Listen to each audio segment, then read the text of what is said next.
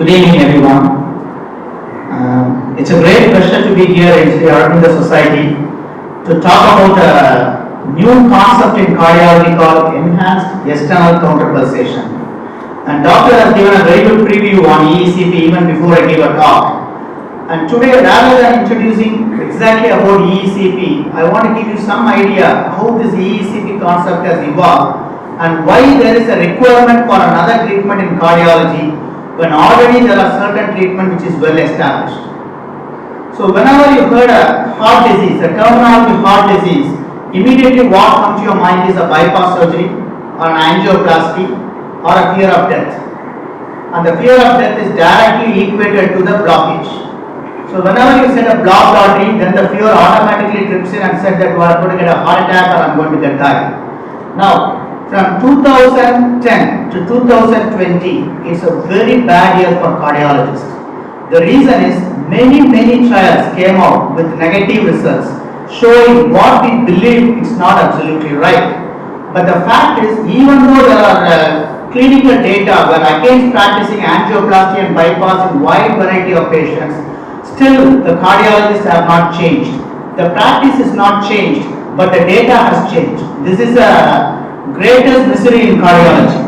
Number one, if I ask you all one simple question, would the block cause heart attack? What would you say? Most of them would say yes, the block does cause a heart attack, and some of them still argues. I know a lot of doctors and a lot of alternative physicians still argues, no, block does not cause heart attack. Then what causes heart attack? It's a mystery. And today let me give you some input into what is bypass, what is angioplasty, and how this methodology in cardiology has evolved and finally end up in a treatment called enhanced external counterpulsation.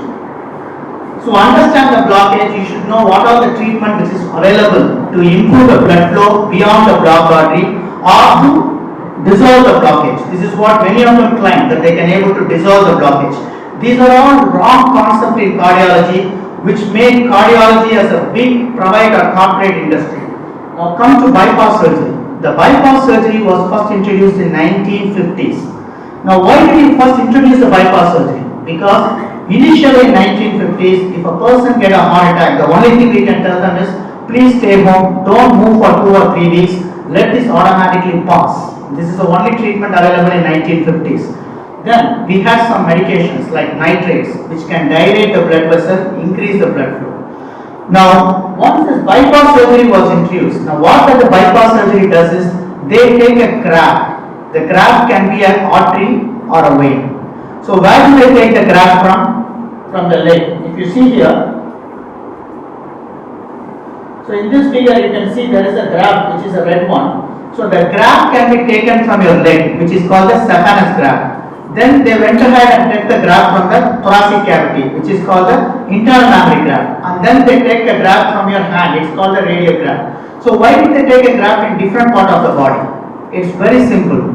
Now if I put a question or pose a question to this audience and say, how many people know that somebody would have gone for a bypass surgery? Immediately some of them will raise your hands, yes, my relative or my friend or my cousin have went for a bypass surgery. And the second question is, how many of our patients would know that somebody has gone a bypass surgery in their leg? Very few. The reason is, if you have a blockage in your blood vessel, it is a systemic. It is not something which is specifically to the arteries in your heart, but it occurs in your entire body. But still, bypass is done more on your heart rather than your leg. Now, the second question which is important you should understand is, if you take a blood vessel from your leg and post it close to the heart, what will happen? Well, the artery will get clogged immediately within 6 months. This is a fact and everybody knows that. Then still, what is the idea to pick up an artery from your leg and put it in the heart? Now if you listen carefully, the heart is a pumping station and it is a powerful pumping station. It keeps pumping from the day you are born to the day you die. So when this pumping aggressively pumps the blood with a higher pressure and velocity, the vessel which is close to your heart get damaged very fast. So what the nature has done is, most of the vessels which are close to your heart are completely a different way of taking this pressure because they are elastic, they have muscular lining. But as you go to the periphery, these vessels don't experience that much of pressure. So they develop in a different way. They don't have that much collagen or muscle to protect against the damage. So when you pull this vessel and put it close to the heart, it fails very fast. So initially, the bypass surgery failed miserably because most of the graft they put close to the heart clogged within 6 or 8 months. Now what do we do? Then the researcher came up with a next idea. Well, if you don't have to take the artery from the leg, let us do it from your chest or from your hand, which are almost closer to your heart. So they know how to handle the pressure. Well, they started taking the artery from your thoracic and from your hand. And arterial stenosis or the graft occlusion reduced. Then the blood flow can be restored and you have an artery placed in your heart which can able to take the blood flow without getting obstructed. This is a success in bypass surgery. So bypass surgery became a prominent force in 1960s and 70s.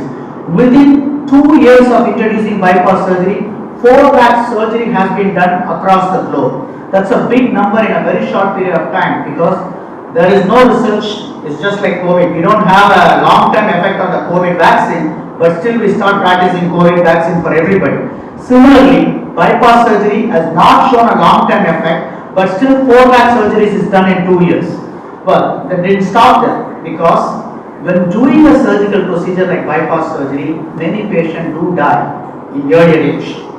So there was a fear among patients, if I take a bypass surgery, what are my risk of dying because of heart attack, what are my risk of trying to have a stroke, or what are my risk of having a renal failure, memory loss, and so much on and on and on. So finally they came up with another principle called angioplasty.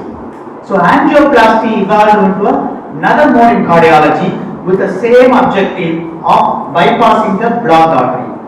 Now let's go into angioplasty. Now this is a completely different procedure. It's supposed to be a less invasive. So mortality during the procedure drastically came down. This was introduced in 1977. So what they do is they push a catheter into your body, either through your arm or through your leg. And this catheter is positioned into the blocked artery. You can see the balloon is inserted into the artery and then they open the artery. This is called plain old balloon angioplasty. Very simple process. Put a balloon, open the vessel. You are not removing the block. The blocks are compressed against the vessel wall. Remove the balloon and leave the patient. Good, because within a second I can able to open up the vessel and increase the blood flow. Miracle, great. Patient's chest pain immediately came down. Now they said, well, we did it. We don't need a bypass surgery. We have a simple procedure. We can open up the artery. It didn't hold long. 6 months later, 60% of the patient came back with the same symptom. When they did an angiogram, they found out the vessel got blocked in the same spot. Now what do we do? Then came the second research. They said, wait a minute, don't just put the balloon, put a wire mesh so that the wire mesh will hold the blocked artery so the blockage will not happen again. That is what they do. The second slide called stenting. Stent is just a wire mesh you position into your blocked artery. So once the wire mesh is positioned inside, the restenosis rate came down significantly from 60% to 10%. This is what called science. Whether it is right or wrong, they did something which can reduce the restenosis rate from 60%, it came to 10%. So did they stop there? No. The problem is sometimes when the stent closes, it just don't close and cause angina or chest pain, it causes a heart attack. So how bad it is? You went to hospital to stop a chest pain and you come back with a heart attack. It is not good. So they decided, no, we do not leave it here. Let me coat the stent with something called a drug, which is called drug-eluting stent. They coated with a drug. Now the stent doesn't close. From 60 it becomes 10. From 10 it becomes 2 to 3%. It's a success. Definitely a success story in interventional cardiologist. And only problem is after 2 or 3 years, the patient did not get the stent closed, but they died because of heart attack. So the risk of angina, chest pain has come down. It is a trading. It's like you are trading your chest pain for a death. Would anybody do that? If they know after 3 months the chance of dying is 2 to 3%, when considered to be not at all in the stent, you will only have angina, chest pain. you won't have a heart attack. Now the problem with the stent is, now the problem holistically, if you look at that, that is what is called a paradigm shift in cardiology. Holistically, all this time from 1950 to 2010 or even 2020, one thing didn't change. We all want to treat the blocked artery. Would the blocked artery is a culprit or the blocked artery is not a culprit is the question. We should know the answer before advancing this technology into much higher level, because it's going to be expensive and it is going to be risky. So the answer to this is a $1 billion question.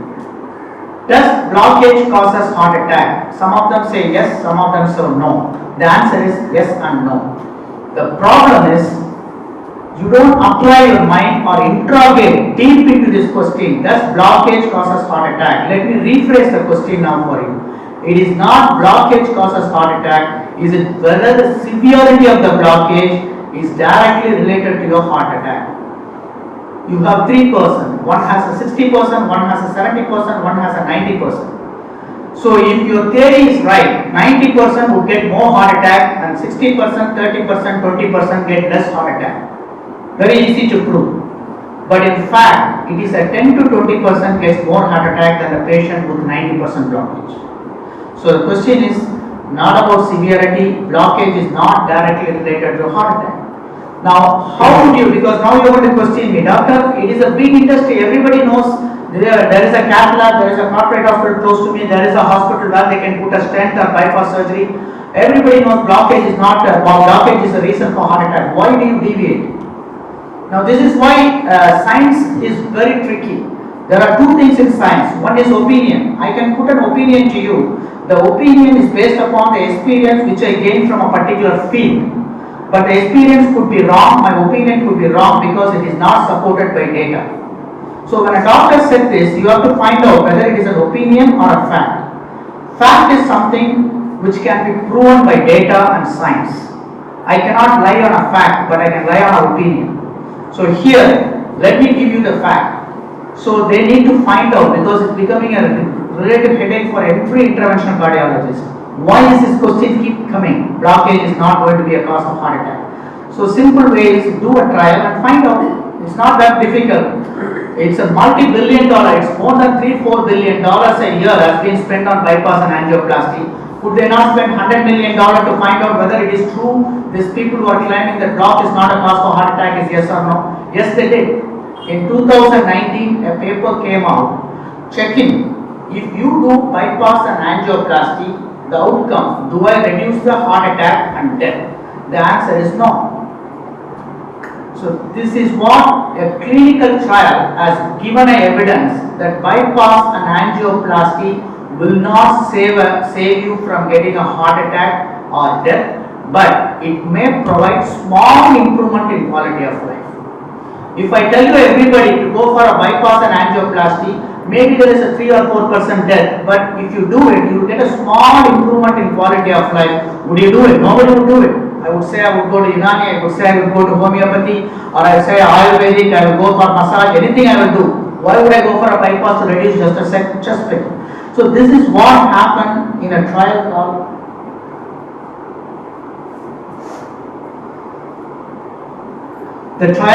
ischemia. So the myth that bypass and angioplasty is going to prevent your death and heart attack has been shattered forever, because this trial is so powerful and it is done for 5 years. Not even a single subgroup. For example, sometimes we argue to make the trial positive. The trial is negative, but I say if a patient is diabetic and if they have 2 vessels with the pumping function is low, they might benefit from heart attack and they will live longer. So the surprising thing is, any small group you look into this trial, none of them are positive to show that they can reduce heart attack and death. So it is a drastic change which already happened in science and it is proven and it is published. But the problem is the people who have to take this to the commoners, the cardiologist and the practicing physician purposefully fail to do so. They don't want to take it to the patient. Still they stick to the old thing which has been initiated in 1950s. In 1950s, I would have believed bypass surgery will prevent a heart attack and death. But in 2020, it's not a joke. No, it cannot. But still, how many of you would have gone for a bypass and angioplasty when you could have been treated with some small conservative measure? Now, why does blockage does not cause heart attack? Now, this is a very question. Let me explain to you. It's little bit tricky. There is a cause and effect. In Tamil so if there is a spark, there is a smoke, there is a cause and effect relationship. And there is another factor called markers. So let me see, a patient called me in late night and he calls me and said, "Doctor, I have a severe headache. I don't know what to do. If you do something to cure my headache, I will be obligated to you forever." Then I don't know what to do because I'm not a neurologist. Then I called him and said, "Go to the closest pharmacy." The patient walked to the closest pharmacy. I told him, "Take a crocin or anacin or some painkiller, put it." The patient bought it, took up anacin or crocin, and after 2 hours he called me again, "Doctor, you saved my life. You cured my headache. Now there is no headache, I slept peacefully." After 4 days he calls me again. He said, "I went to my neurologist. He said there has some problem with my hand movements, and he did an MRI and he actually found out a tumor. And I want to sue you, doctor, because I called you and you just gave me a wrong medication and I am in trouble now." Now I argue, "Sir, you called me for a headache. Did I not cure your headache? Your headache is cured. Then why are you complaining?" Similarly, this headache is a marker. This headache is not a cause or its treatment for your brain tumor. Your brain tumor is different, headache is different. If you cure a headache, you are not going to cure a brain tumor. Similarly, if you have a blockage, blockage is just a marker. So if you have a blockage, you might have a problem with your heart disease, you might have a heart attack or you may die early. But clearing the blockage will not stop it. The reason is the heart disease main important is bad or lack of collaterals. As doctor has clearly said, if you develop more collateral, if you see here, there are 3 main vessels. These 3 main vessels which your heart has only carry 20 to 30% of the blood flow to the heart muscle. Remaining 70 to 80% are carried by these minute capillaries or called collaterals. So if the collaterals are well established and if the blockage is happening slowly, remember you cannot avoid blockage. If you go and do an angiogram when you are 60 years or 65 years, you will find blockage. It is like complaining like I'm 70 years old and getting a grey hair. Nobody is going to complain for grey hair if you are 75. Similarly, if you are 65, don't complain after angiogram you have a blockage. If that blockage is happening slowly throughout your period from your 25th year, from 30, 40, if it is growing slowly, then nature has given enough mechanism called plan B mechanism. It can stimulate this collateral naturally.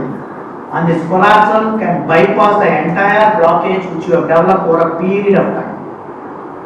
So blockage is not a criteria to go for an interventional procedure. But why would you try to fix a blockage? So sometimes, so this is what is important. Bypass surgery is not bad. It is a revolution in the field of cardiology. Angioplasty is not bad. It is a revolution in the field of cardiology. But when you are indicating this procedure is important. So now, it's from my experience from my own patients. Many of my patients comes down to me and I said, "Doctor, I decided to go for a bypass surgery because my surgeon has given me a clear idea why I should go for a bypass surgery." I asked him, "What did he say?" "Sir, I'm only 45 years old and it is better for me to go for a surgery now because when I'm late here, I am old, then I may have other comorbidities, I cannot go for bypass and angioplasty." So my surgeon or interventional cardiologist said, "Go for it, it's a prevention." Now this is much laudable because look at the definition of prevention.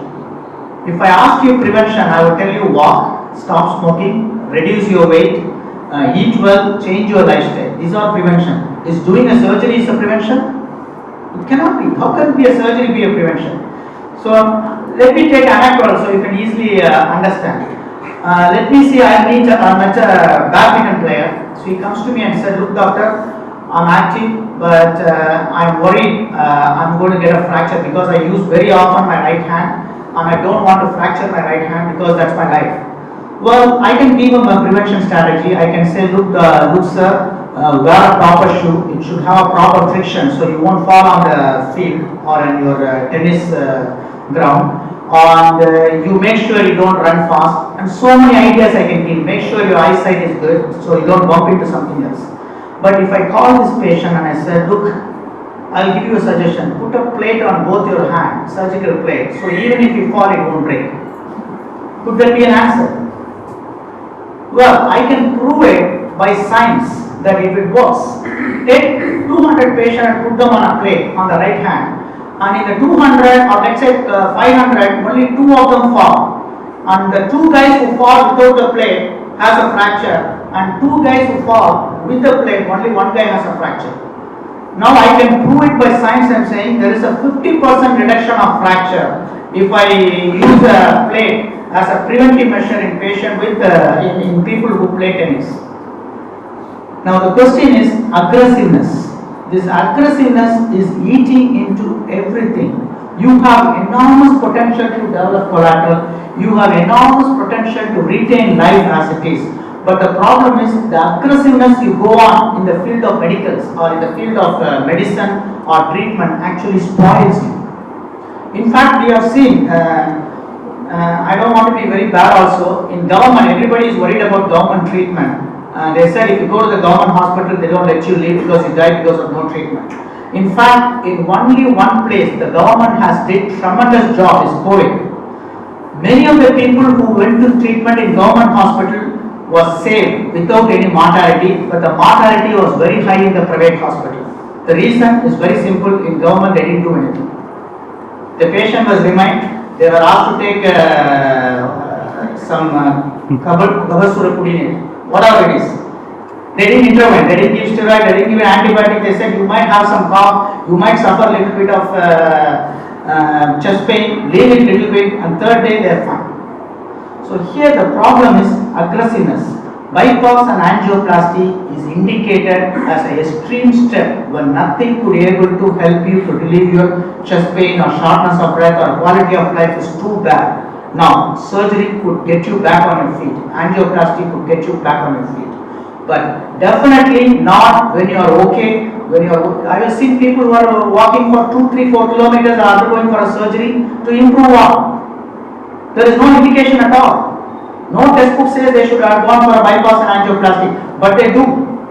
It's very ridiculous. It's like you come up with a small injury in the finger and you complain of pain. I can do 2 things because your complaint is pain. I have severe pain, doctor. Just relieve me of this pain. I can do one thing. I can give a painkiller, small suture, medicine, leave for 2 weeks, it will go. Or I can remove the finger. Because you asked to only relieve the pain, right? Taking a finger is also a treatment. Conservative management is also a treatment. But taking a finger is not bad if the infection has spread to your hand. Then do you want to lose your hand or your finger? Then I would let finger go. So this is a strategy. Too much aggressiveness is also bad. Now I think you have a mindset to accept. Do we need another treatment other than bypass and angioplasty to improve my collaterals?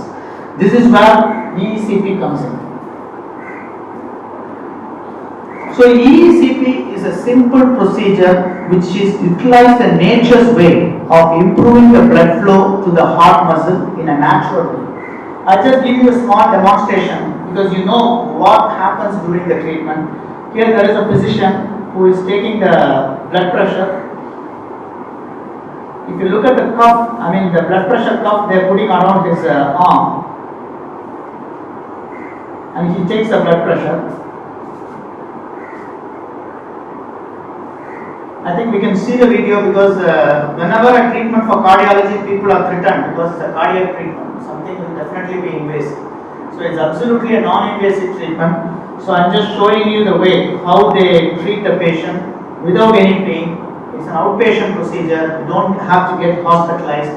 And patient just have to spend 1 hour a day during the treatment, and after an hour they can go back.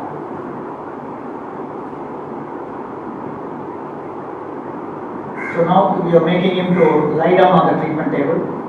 If you look at that, there are 3 sets of cuffs where he is lying down. Now the physician is going to place an electrode. So what we do is, we will take the patient ECG. So ECG is a simple way of tracking your heart pumping. So during this EECP, we exactly want to know when the heart contracts and when the heart relaxes. So ECG is very important. So this patient is hooked up to the ECG. Now they are placing the electrodes.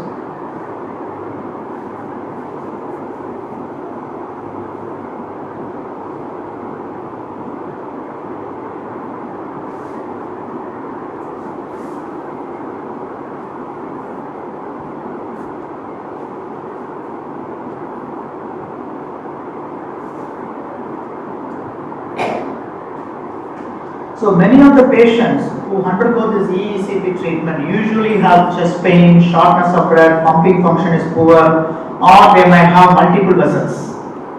Now, if they are stable, then EECP is the best option.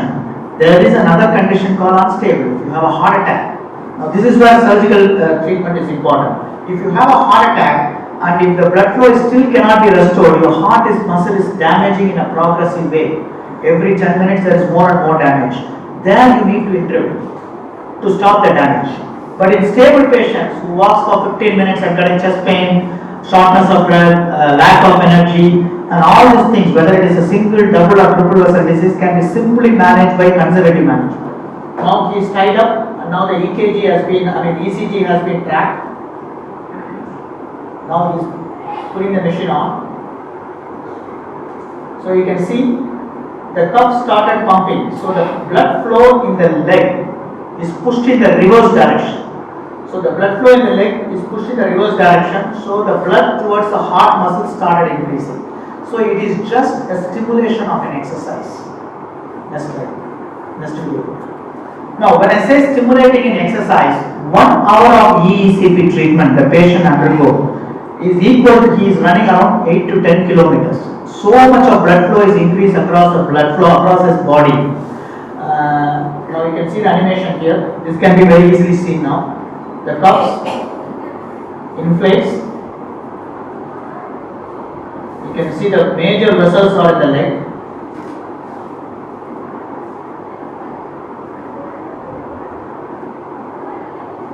So it goes in the reverse direction. So this keeps on 1 hour per day, every day for 35 days. So what happens is your body thinks you are doing a very, very aggressive exercise. It's like mimicking the nature. So this is how your body has been structured to do extraordinary exercise. But we are restricted to such a level. I mean, patients have started coming and asking me, like, I walk 45 minutes every day, doctor, why did I get a heart attack? Simple answer is 45 minutes a day is not sufficient. Now if you see, the blood goes in a reverse direction and reaches the heart. Next one.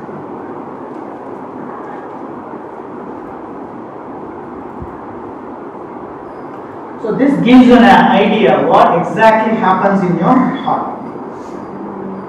So these are the 3 main vessels which carries blood to the heart muscle. Now this is a very normal heart. Blood flow is normal everywhere. These are all the small channels, or we call it as a branch vessels.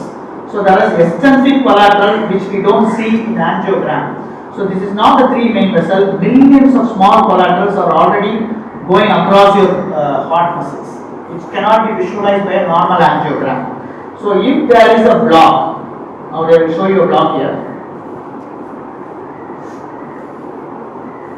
So here is a block. Now what happens is the blood flow cannot go beyond this heart. This causes ischemia or lack of blood flow.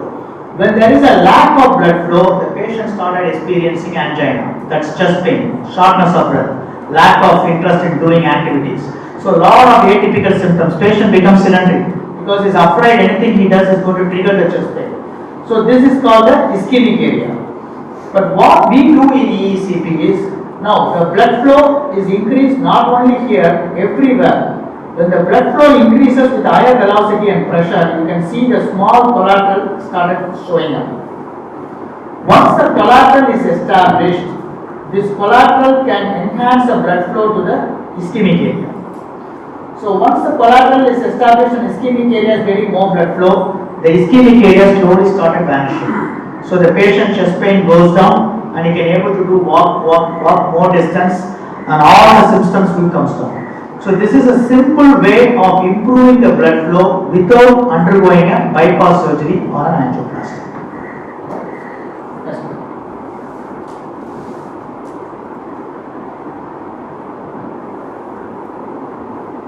Next.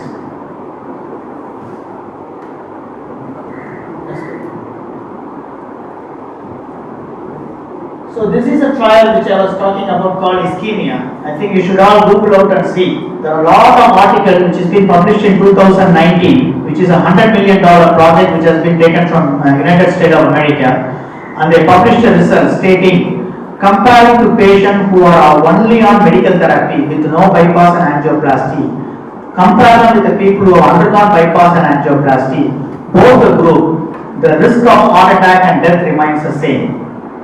So by doing a bypass and angioplasty, there is no reduction in heart attack or death. Yes. So here if you see, from 2010 to 2020, many trials. In my initial presentation I said 2010 and 2020 is a bad year for cardiology because so many, one doctor has pointed out, aspirin. Using aspirin as a prevention did not hold ground, did not stop heart attack and death, only increase the risk of bleeding.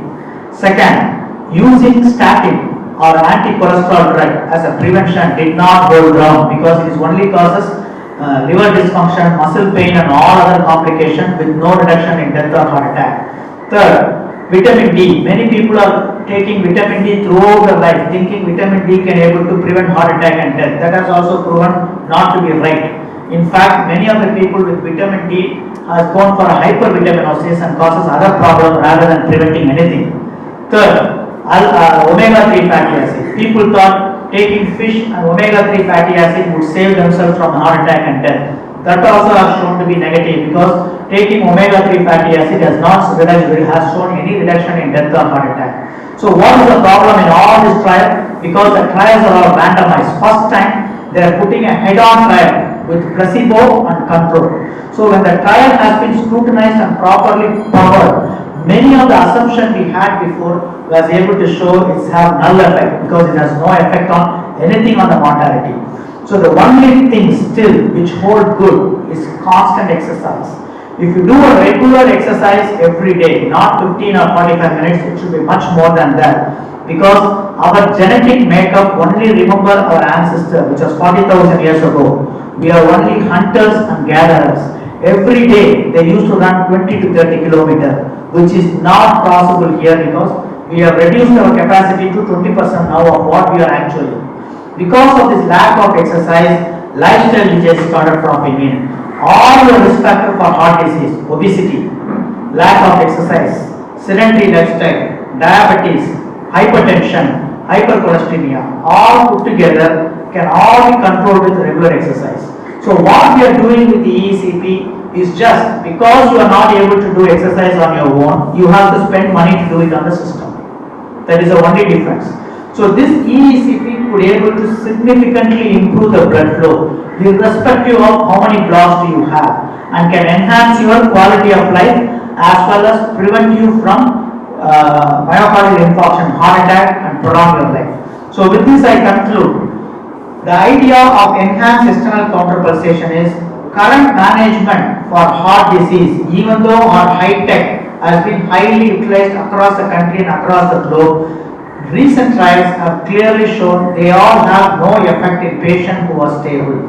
So patients who are stable, if they want to improve your cardiac status, EECP could be the best alternative approach currently available, which is also approved. In fact, I just want to show you Tamil Nadu government has implemented this EECP program across the state. Currently 12 government medical college has used this treatment. It is completely covered by the medical insurance. So the government of Tamil Nadu is the first in the country who has initiated this project, and we are doing almost 150 to 200 patients per day. And this is what we have proposed to the, maybe you can take a copy of it later. This is what we are proposing to all the insurance companies in India.